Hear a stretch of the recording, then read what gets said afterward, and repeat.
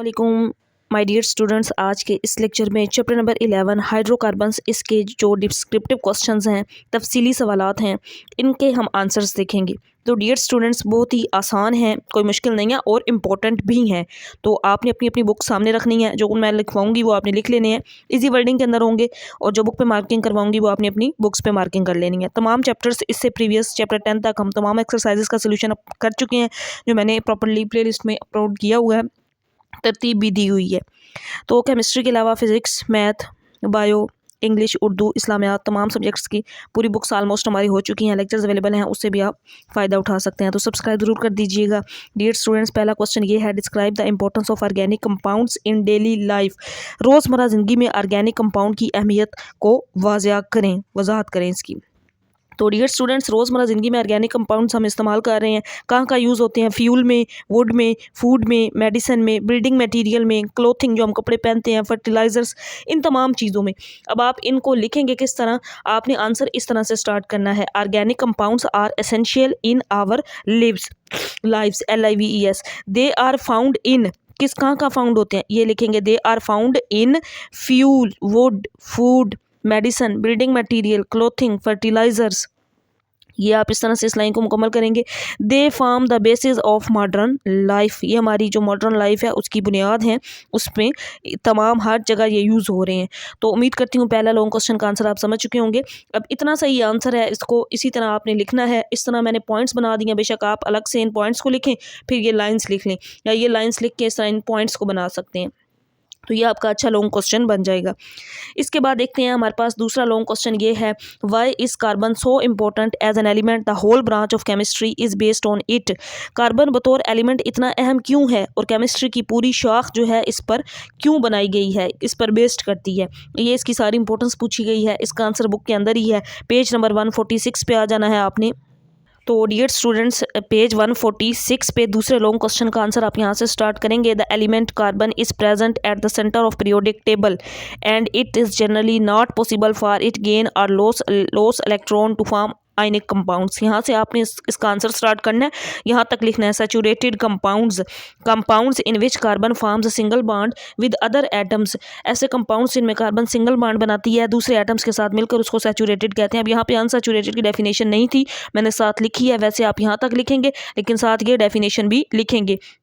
Compounds in which carbon forms more than one bond, उसमें single bond होता है, इसमें एक से ज़्यादा, सिंगल का मतलब एक बॉन्ड होता है ना, more than one bond with other carbon atom are known as unsaturated compounds. तो अनसैचुरेटेड और सैचुरेटेड दोनों की डेफिनेशन आप इसके अंदर करेंगे। तो यहाँ तक ये दूसरे लॉन्ग क्वेश्चन का आंसर कंप्लीट कर लेना है आपने, इसके अंदर जस्ट यही लिखना है।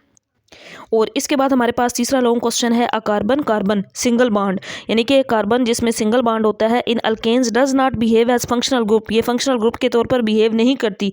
But a carbon carbon double bond, जिसमें डबल बॉन्ड होता है, इन अल्केन्स वो तो करती है, यानी कि डबल बॉन्ड वाली कार्बन जो है वो फंक्शनल ग्रुप में बिहेव करती है, फंक्शनल ग्रुप जैसा फंक्शनल ग्रुप रखती है, बट सिंगल जो होती है वो नहीं रखती। अब इसकी रीज़न मैं आपको पहले बता दूं कि सिंगल बॉन्ड होता है जिसमें सिर्फ सिग्मा बॉन्ड, एक बॉन्ड होता है सिग्मा, ठीक है।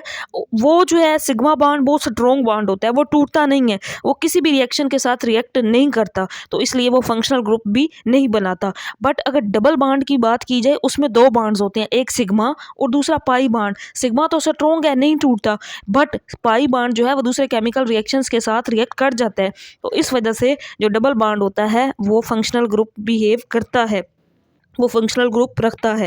डियर स्टूडेंट्स, उम्मीद करती हूँ आंसर आप समझ चुके होंगे। अब इसी आंसर को देखें, मैंने यहाँ पे लिखा भी है आपकी आसानी के लिए। सी यानी कि ये कार्बन सिंगल बॉन्ड जो होती है सिग्मा बॉन्ड रखती है, सिग्मा बॉन्ड बहुत स्ट्रॉन्ग बॉन्ड होता है, डज नॉट ब्रेक, जिसको तोड़ा नहीं जा सकता, टूटता नहीं है, किसी भी दूसरे केमिकल्स के साथ रिएक्ट नहीं करता, ये नॉट रिएक्टिव होता है। So carbon carbon single bond does not reactive, so it does not behave as functional group, तो ये फंक्शनल ग्रुप जैसा बिहेव भी नहीं करती। But carbon carbon double bond have two bonds, but double bond के अंदर टू बॉन्ड होते हैं, sigma and pi bond. Pi bond weak bond होता है, इजीली ब्रेक हो जाता है। एंड रिएक्टिव, और रिएक्टिव कर जाता है यानी कि दूसरे केमिकल्स रिएक्शंस के साथ रिएक्ट करता है, उसको रिएक्टिव कहते हैं। So it behave as functional group, so ये फंक्शनल ग्रुप के तौर पर बिहेव करता है। इसका आंसर डियर स्टूडेंट्स आप अपने लफ्जों में भी लिख सकते हैं। सिंगल बॉन्ड के अंदर कार्बन कार्बन सिंगल बॉन्ड में जस्ट एक बॉन्ड होता है सिग्मा बॉन्ड, जो स्ट्रॉन्ग बॉन्ड होता है, जो टूटता नहीं है, किसी भी केमिकल रिएक्शन के साथ रिएक्ट नहीं करता, इस वजह से वो फंक्शनल ग्रुप के तौर पर बिहेव नहीं करता, वो नॉट रिएक्टिव होता है। बट अगर डबल बॉन्ड की बात की जाए उसमें दो बॉन्ड होते हैं, सिग्मा बॉन्ड भी होता है, पाई बॉन्ड भी होता है। सिग्मा बेशक ना टूटे, बट जो पाई बॉन्ड होता है ना वो वीक होता है, उसके अंदर इतनी स्ट्रॉन्ग फोर्सेस नहीं होती, वो टूट जाता है, दूसरे केमिकल रिएक्शंस के साथ रिएक्ट करता है। इस वजह से जो डबल बॉन्ड होता है इसको रिएक्टिव बॉन्ड कहते हैं। रिएक्टिव होता है, दूसरे केमिकल रिएक्शंस के साथ रिएक्ट करता है, रिएक्शंस बनाता है, इस वजह से ये फंक्शनल ग्रुप के तौर पर भी बिहेव करता है। आंसर मैंने आपको समझा दिया है और यहाँ पे लिखा हुआ भी है, ये आप लिख लें या स्क्रीनशॉट ले लें, इसको आपने प्रिपेयर कर लेना है। इसके बाद नेक्स्ट हमारे पास क्वेश्चन नंबर 4 है, explain IUPAC system of nomenclature of alkanes. इसका आंसर बुक के अंदर है, पेज 147 पे आ जाना है आपने स्टूडेंट्स। इसके बाद चौथे लॉन्ग क्वेश्चन का आंसर पेज 147 पर आप यहाँ से स्टार्ट करेंगे। According to IUPAC system of nomenclature the entire name of organic compounds has 3 parts, root, suffix and prefix. ये सारा और फिर नेक्स्ट पेज पे इसके रिएक्शंस है। वैसे आयोपेक का मतलब क्या होता है? The international union of pure and applied chemistry, ये इसका मतलब ये है। This IUPAC stands for the international union of pure and applied chemistry.